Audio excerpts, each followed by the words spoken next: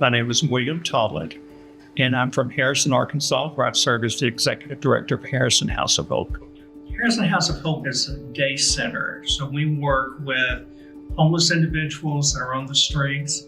Our goal is beyond just providing basic services, is ultimately to get them employed and to get them housed.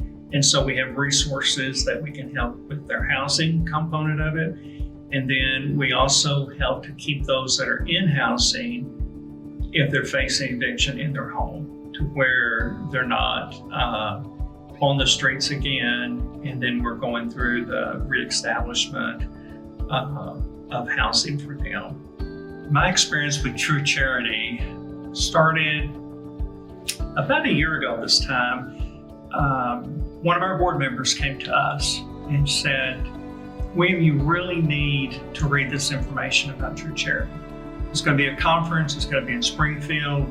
And I read the information, I pulled it up online, began to read it, and decided that I was going to go.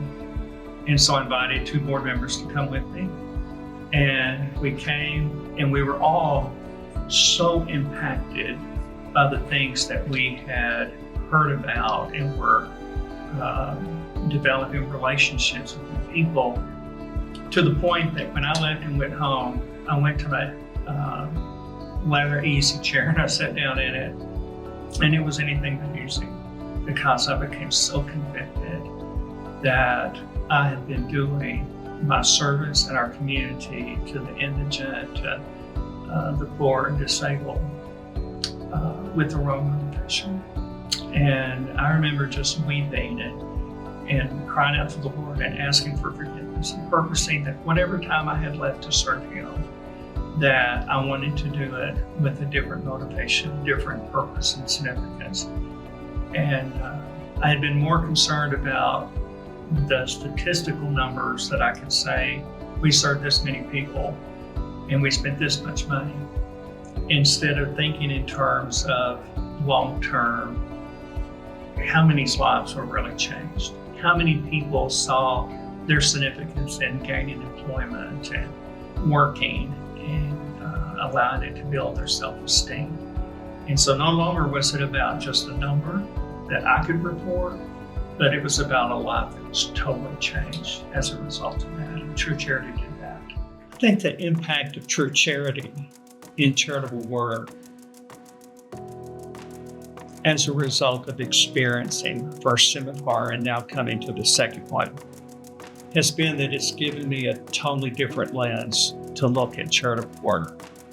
It's not so much about just meeting the need of the person, but it's about helping to equip that person where their need can be met, but future needs that they encounter, they're going to have a framework to address that need that they've not had before. Before, they would just go through their telephone book or their local directory or on the internet, and they would type in assistance, and they would just start calling down the line. And here, they're becoming equipped with tools where they ponder and think, okay, I need to set a budget. I need to work toward the fulfilling of that budget. And what are some ways that I can do that? I have a client that we've been working with, and he's been very diligent in his job search. He has found a job and is working very hard, and he's just such a pleasant young man. And he was so excited. He came in on Monday and he's got my staff together. He said, I've got to tell all of y'all, and I just want to tell everybody at one time. And he just broke into this big smile and he said, I found a house. And I said, gosh, that is incredible. And I said, have you visited with Shirley? Because we've got resources. We can help pay your security deposit and your first month's rent to get you in. And he said, you know, one thing that y'all have done for me is help me to accept responsibility. And if I were to take that money, it would make it easy. And the decisions that I made in my life is what got me here. And the worst thing I can do is to take any financial resources.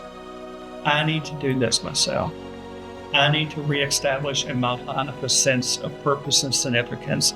It's only going to come when I write that check to my landlord and I know that I have paid him myself and no one's helping with him. And I said, not any pride there, is there? And he said, no, this is not really about pride. This is about the fact that I need to do something to become responsible. And I have ran away from responsibility all my life. He said, so thank y'all for giving me some tools that I could become responsible again.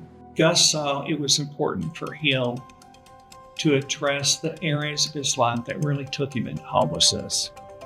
And I think if you implement the true charity model, it would totally shift the approach that the local churches had inside the area of financial need in the lives of people, and would engage them, I think, really in a way that the church has not been engaged in serving the hurting part of their community.